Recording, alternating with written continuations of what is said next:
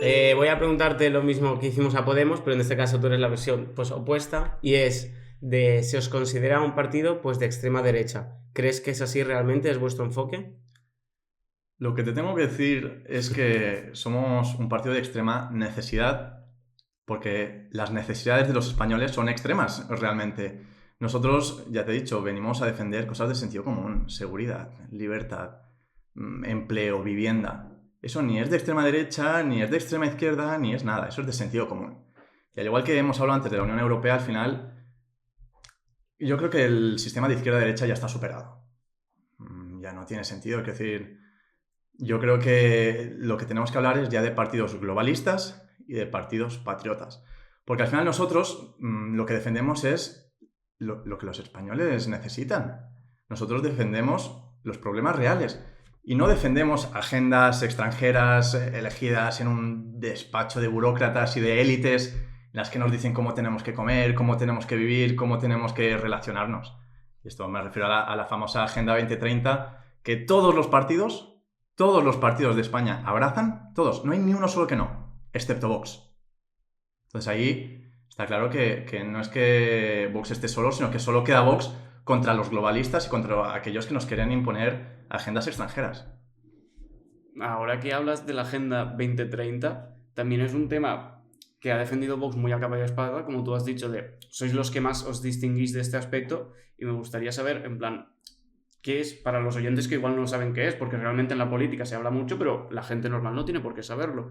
¿Qué es la Agenda 2030? En plan, ¿qué propone y por qué Vox está en contra? Vale. Mira, la Agenda 2030 está recogida por 17 puntos que se llaman los ODS, los Objetivos de Desarrollo Sostenible. Son 17 puntos que tú los lees y no puedes estar en desacuerdo. Acabar con el hambre en el mundo, acabar con la pobreza, bla, bla, bla. Pero luego, cuando miras más allá, ves que detrás de eso lo que hay es cientos y cientos y cientos y cientos de páginas de un programa político, de un ideario político. La Agenda 2030 llega a España porque en el 2015, fíjate, Mariano Rajoy, del Partido Popular, fue quien comprometió a España en la Agenda 2030. Una agenda que te dice que va a acabar con el hambre en el mundo, pero luego no te dice que a lo mejor tienes que acabar comiendo insectos. Unos que te hablan de la libertad, porque luego si no tienes dinero para comprarte un coche nuevo y gastarte 50.000 euros, pues lo siento, a Barcelona, a Madrid y a muchas ciudades muy cercanas a nosotros, pues no puedes entrar. Entonces, ¿qué es esa Agenda 2030? ¿Puede venir todo el mundo aquí? No cabe toda África en España. ¿Por qué tenemos que abrir las fronteras a todos los países? ¿Eso quién lo decide? ¿Por qué no dejamos a los países, a los ciudadanos, que decidan sobre los temas que les competen? Eso se llama soberanía. Y es lo que defendemos desde Vox. Nosotros tenemos lo que es la Agenda España, que es la contraposición a la Agenda 2030, que frente a ellos que defienden esa agenda de élites y de burócratas, nosotros lo que defendemos es a los españoles y lo que viene siendo el sentido común y las necesidades reales de los ciudadanos. Muy bien, perdón por irme un poco, pero ahora que lo habías dicho, la respuesta, si os considerabais de extrema derecha, y me has deshecho un poco el guión, porque claro, la siguiente pregunta era de cómo consideráis vosotros entonces a partidos de distintas opiniones de España, por ejemplo, PP, Vox, o sea, Vox, PSOE, Podemos, etcétera, etcétera. Mira, si nos rigiéramos al término de izquierda y derecha, lo que sí que te puedo decir es que en España no hay ningún partido con representación de extrema derecha. No hay ninguno. Lo que sí que hay, y además confesos, son partidos de extrema izquierda radical. Eso sí que existe en España y esos medios que hemos hablado antes, nadie habla de ello.